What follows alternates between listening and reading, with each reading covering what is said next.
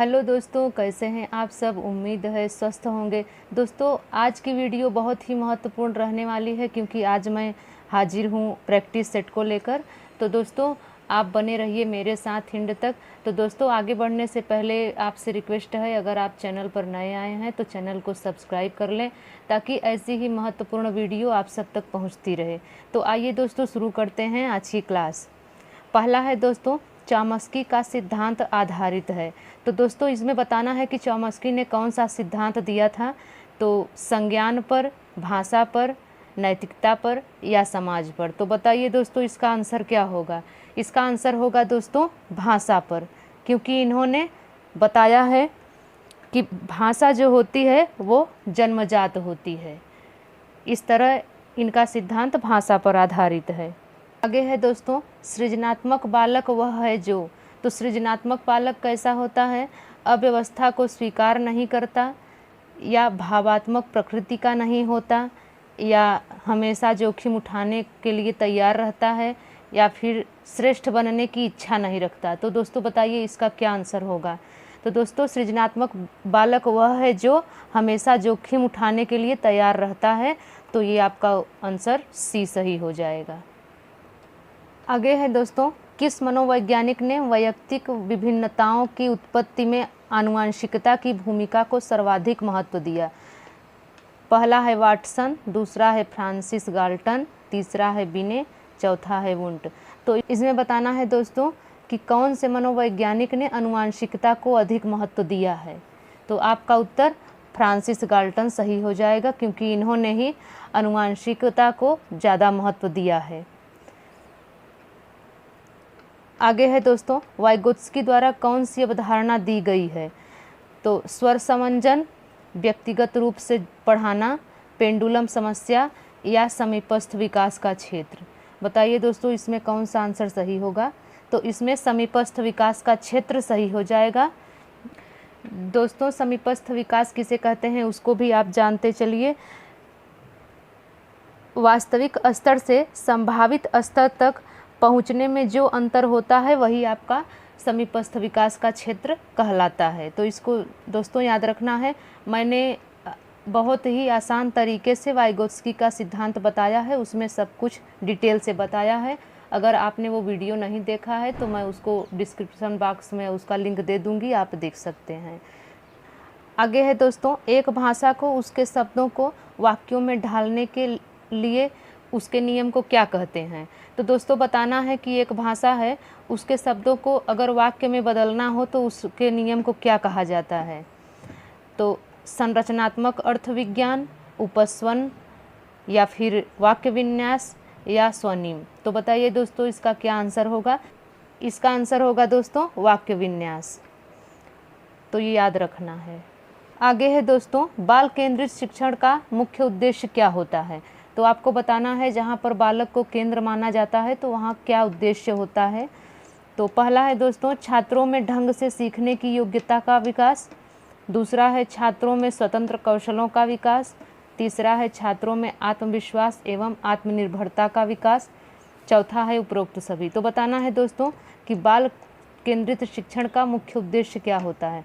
तो दोस्तों, बाल केंद्रित शिक्षण में छात्रों को ढंग से सीखने की योग्यता का विकास भी होता है, ये भी बात सही है। छात्रों में स्वतंत्र कौशल का भी विकास होता है, और छात्रों में आत्मविश्वास और आत्मनिर्भरता का भी विकास होता है। तो इसका मतलब है आपका उत्तर हो जाएगा उपरोक्त सभी। आगे है दोस्तों, प्राथमिक स्तर पर एक शिक्षक में निम्न में से किसे महत्वपूर्ण विशेषता मानना चाहिए। तो बताना है दोस्तों कि एक शिक्षक है प्राथमिक स्तर पर किसे महत्वपूर्ण माना जा सकता है। तो पहला है शिक्षण पद्धतियों और विषयों के ज्ञान में दक्षता। दूसरा है अतिमानक भाषा पढ़ाने में दक्षता।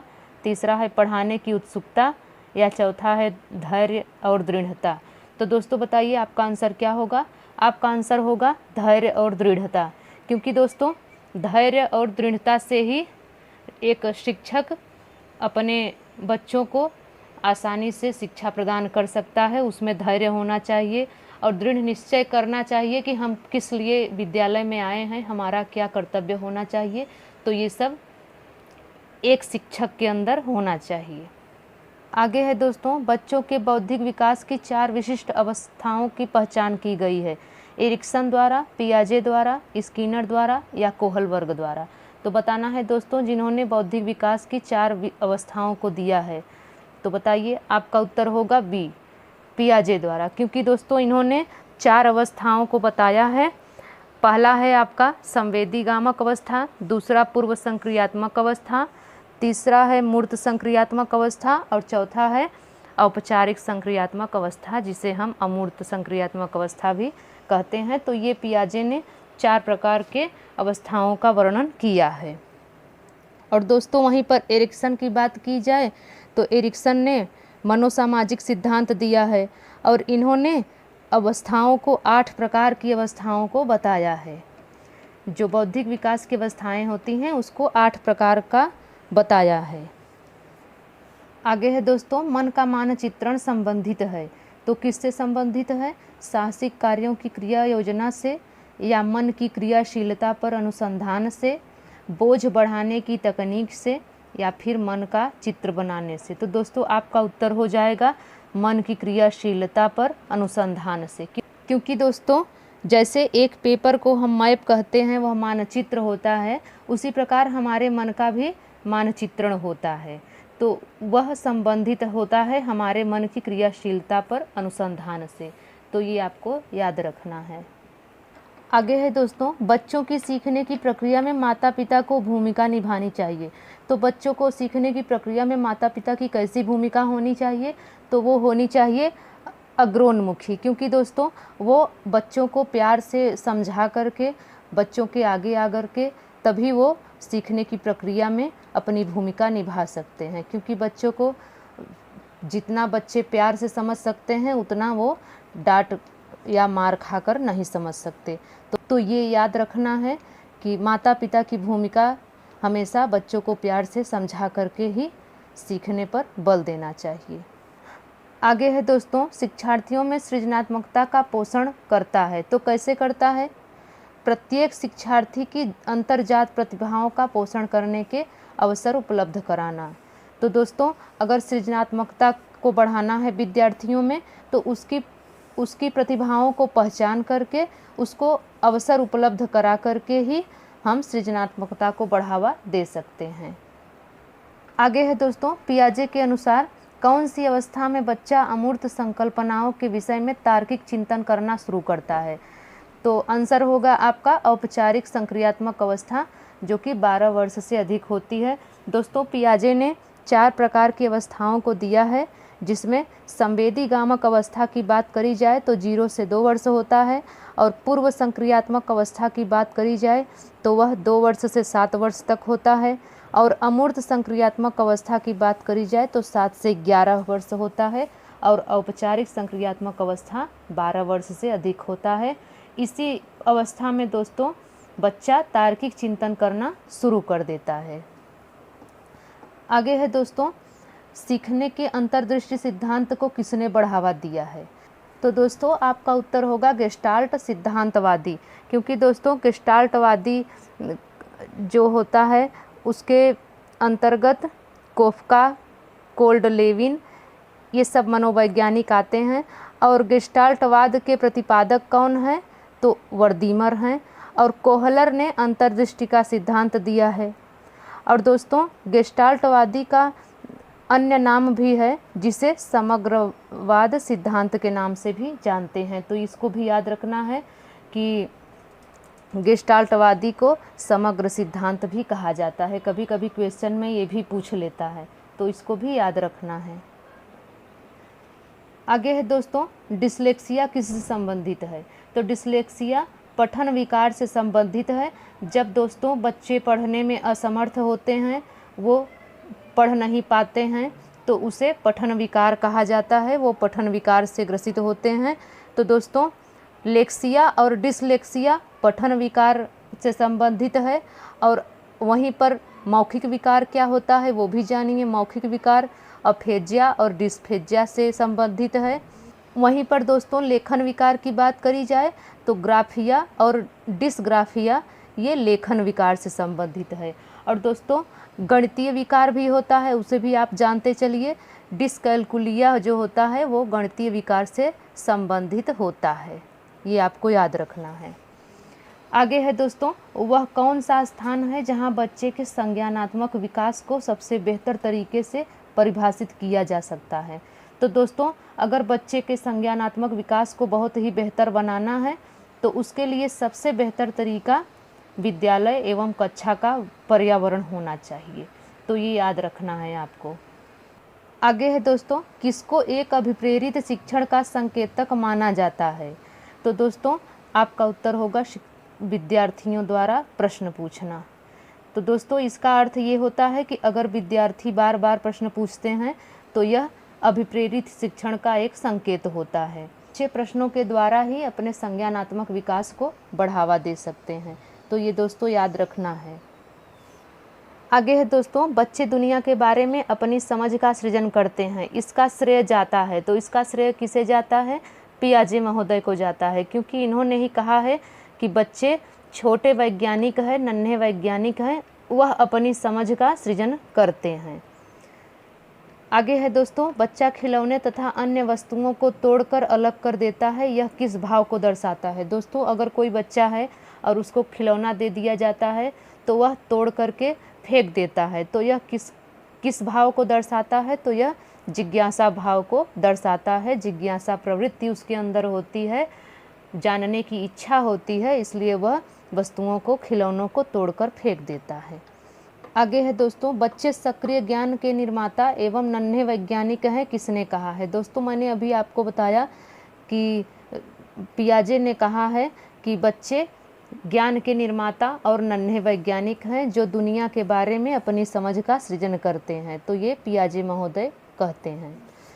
आगे है दोस्तों, पूर्व ज्ञान को नए ज्ञान के साथ जोड़ना क्या कहलाता है? दोस्तों, कई बार एग्ज़ाम में ये रिपीट हुआ है क्वेश्चन कि पूर्व ज्ञान को नए ज्ञान के साथ जोड़ना क्या कहलाता है? तो यह आत्मसातकरण कहलाता है।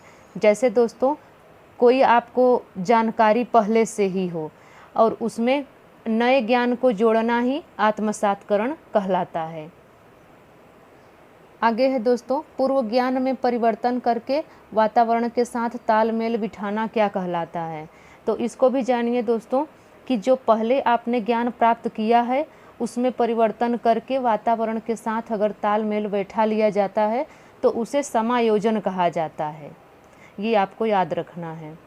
आगे है दोस्तों, शरीर द्वारा की जाने वाली क्रियाएं जो दिमाग से जुड़ी रहती हैं वो क्या कहलाती हैं? तो वह स्कीमा कहलाती हैं। ये भी याद रखना है कि शरीर द्वारा की जाने वाली क्रियाएं जो दिमाग से जुड़ी रहती हैं वो स्कीमा कहलाती हैं। ये भी दोस्तों क्वेश्चन में आ चुका है, इसलिए मैंने इसको शामिल किया है कि अब अगर आने वाले एग्ज़ाम में अगर ये सब प्रश्न आए तो आपसे कोई भी प्रश्न छूटने ना पाए। आगे है दोस्तों, एनईपी का पूर्ण रूप क्या है, यानी एनईपी का पूर्ण नाम क्या है?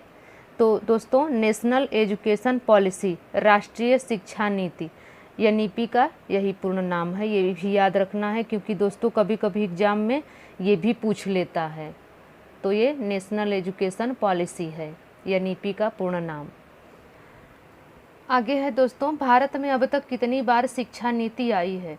तो दोस्तों 3 बार शिक्षा नीति आई है भारत में। पहली बार 1968 में और दूसरी बार 1986 में और फिर 2020 में आई है, यानी कि भारत में 3 बार शिक्षा नीति आई है। आगे है दोस्तों, नई शिक्षा नीति का लक्ष्य 8 से 13 वर्ष की आयु के प्रत्येक बच्चों को गुणवत्तापूर्ण शिक्षा प्रदान करना है। तो दोस्तों कब तक का लक्ष्य रखा गया है? तो 2030 तक लक्ष्य रखा गया है, जहाँ की 8 से 13 वर्ष के आयु के सभी बच्चों को गुणवत्तापूर्ण शिक्षा प्रदान की जाएगी। आगे है दोस्तों, नई शिक्षा नीति किसने तैयार की है?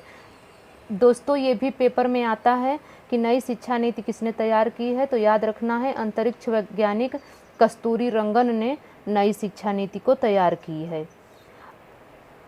आगे है दोस्तों, एनईपी का गठन कब हुआ, मतलब कि नेशनल एजुकेशन पॉलिसी का गठन कब हुआ? तो 1986 ईस्वी में नेशनल एजुकेशन पॉलिसी का गठन हुआ, ये भी आपको याद रखना है। आगे है दोस्तों, सामान्य बुद्धि बालक प्रायः किस अवस्था में बोलना सीख जाते हैं। तो दोस्तों याद रखना है, सामान्य बुद्धि वाले जो बालक होते हैं वो 34 माह में बोलना सीख जाते हैं। आगे है दोस्तों, पाठ्यक्रम होना चाहिए। तो पाठ्यक्रम कैसा होना चाहिए? तो पाठ्यक्रम हमेशा छात्र केंद्रित होना चाहिए। दोस्तों छात्र को ही केंद्र माना जाना चाहिए और पाठ्यक्रम भी छात्र के हिसाब से ही होना चाहिए। ऐसा नहीं है कि छात्र के लेवल से ऊपर का पाठ्यक्रम हो। तो दोस्तों याद रखना है, पाठ्यक्रम छात्र केंद्रित होना चाहिए। आगे है दोस्तों, व्यक्ति से संवाद करने की प्रक्रिया क्या कहलाती है? तो व्यक्ति से संवाद करने की प्रक्रिया संप्रेषण कहलाती है। दोस्तों संप्रेषण का अर्थ होता है कि अपने आचार विचार, अपने भावों को व्यक्त करना किसी दूसरे से और दूसरे के आचार विचार भावों को ग्रहण करना। तो ये संप्रेषण की प्रक्रिया कहलाती है। आगे है दोस्तों, मनुष्य का व्यवहार मुख्यतः किससे प्रेरित होता है? तो मनुष्य का व्यवहार बुद्धि से प्रेरित होता है। दोस्तों बुद्धि से, व्यवहार से ही हम जान सकते हैं कि किसकी कितनी बुद्धि होती है। तो यही अर्थ है कि मनुष्य का व्यवहार बुद्धि से प्रेरित होता है। आगे है दोस्तों, ब्रेल लिपि का प्रयोग किन के लिए किया जाता है? तो ब्रेल लिपि का प्रयोग दृष्टिबाधितों के लिए किया जाता है। जो देख नहीं पाते हैं उनके लिए ब्रेल लिपि का प्रयोग किया जाता है। और दोस्तों ये भी याद रखना है कि ब्रेल लिपि में 6 बिंदुओं का प्रयोग किया जाता है पढ़ने लिखने के लिए। दोस्तों 6 उभरे हुए बिंदु रहते हैं, उन्हीं को दृष्टिबाधित छू करके अपनी पढ़ाई करते हैं, ये भी याद रखना है। आगे है दोस्तों, अभिप्रेरणा क्या है? तो अभिप्रेरणा का अर्थ क्या होता है? किसी कार्य को करने की इच्छा शक्ति। दोस्तों किसी भी कार्य को करने के लिए अगर इच्छा शक्ति नहीं होती है तो व्यक्ति वह कार्य नहीं कर सकता। तो इसलिए हर कार्य को करने के लिए इच्छा शक्ति होनी चाहिए, वही अभिप्रेरणा कहलाती है। आगे है दोस्तों, मैस्लो के अनुसार कौन सी प्रेरणा अधिक शक्तिशाली होती है?